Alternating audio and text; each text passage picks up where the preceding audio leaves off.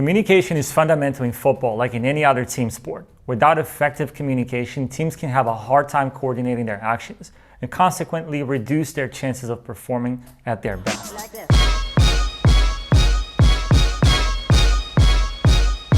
Imagine the consequence of coming off the bench in the last minutes of the game and not listening to the coach's instructions or a teammate's advice.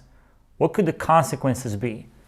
Well, most likely this player wouldn't be in line with the team's strategies to win. Let's say, for example, being in a specific part of the final third to receive the final pass, or not marking an opponent who's causing damage to their team. When we talk about communication, we usually think about people speaking. However, communication is much more than that. Communication can be verbal by vocalizing words, and non-verbal by using gestures and expressions to get a specific message across. The verbal and non-verbal communication are produced by the sender, or the person sending the message, and they make up only half of the communication process. The other half is related to the receiver, the person who's supposed to receive the message.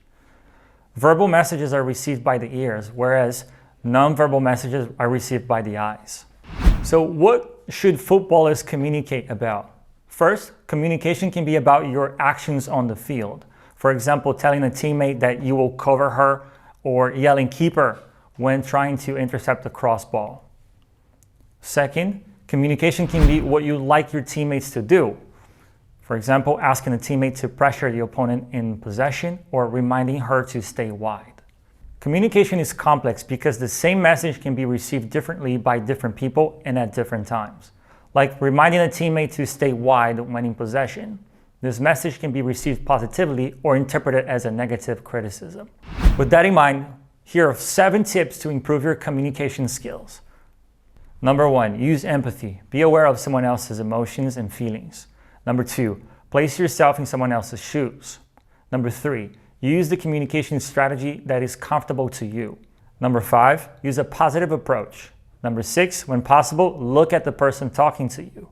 And number 7, listen to the others attentively. We can never guarantee that communication will happen smoothly 100% of the time, but practicing the tips I just shared with you, I can assure that you will improve your communication skills and consequently become a more valuable player. Before we conclude this video, I want to remind you that effective communication is also fundamental in other areas of your life. From ordering food over the phone or talking to your family, using these 7 tips for effective communication can improve your relationship with others. That's all for today, kids. Ciao!